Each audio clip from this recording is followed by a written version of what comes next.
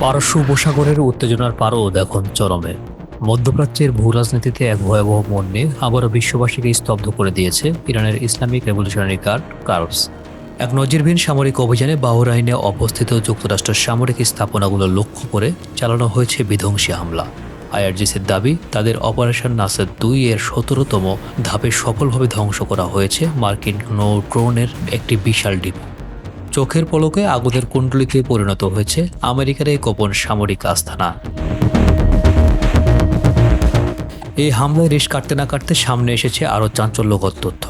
IRGC বলছে, শুধু drone depot নয়, যুক্তরাষ্ট্রে ব্যবহৃত একটি অত্যাধুনিক কৃত্রিম বুদ্ধিমত্তা বা এআই কেন্দ্র তাদের ব্যালিস্টিক ক্ষেপণাস্ত্র ও ড্রোনের লক্ষ্যবস্তু হয়েছে। এই কেন্দ্রটি দিয়ে মার্কিন বাহিনীর সামরিক লক্ষ্যবস্তু নির্ধারণ করতে বলে দাবি করেছে ইরান। নিখুঁত নিশানে চালানো এই হামলায় সম্পূর্ণ ধূলিসাৎ হয়েছে যুক্তরাষ্ট্রের সেই এআই প্রযুক্তি কেন্দ্রটি। কিন্তু কিসের আক্রোশ ইরান এতটা মরিয়া হয়ে উঠল? প্রতিশোধের আগুনের নেপথ্যে রয়েছে এক রক্তক্ষয়ী প্রেক্ষাপট।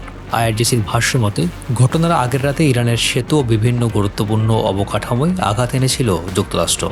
সেখানে প্রাণ হারিয়েছে বহু বেসামরিক মানুষ। এই সামরিক উস্কানির জবাব দিতে পাল্টা আঘাতের পথ বেছে নেয় তেহরান। আইআরজিসির কঠোর হুঙ্কার, যদি ইরানের পরিবহন অবকাঠামো বা সেতুগুলোতে হামলা অব্যাহত থাকে, তবে মধ্যপ্রাচ্যে মার্কিন স্বার্থ সংশ্লিষ্ট শিল্প, তথ্য প্রযুক্তি এবং এআই স্থাপনা হবে তাদের পরবর্তী প্রধান লক্ষ্য।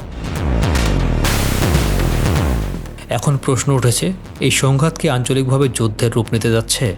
আইআরজিসি সরাসরি হুঁশিয়ারি দিয়েছে, যেসব দেশ তাদের ভূখণ্ডে মার্কিন ঘাঁটি স্থাপনের অনুমতি দিয়েছে তাদের যুক্তরাষ্ট্রের সহযোগী হিসেবে বিবেচনা করবে ইরান।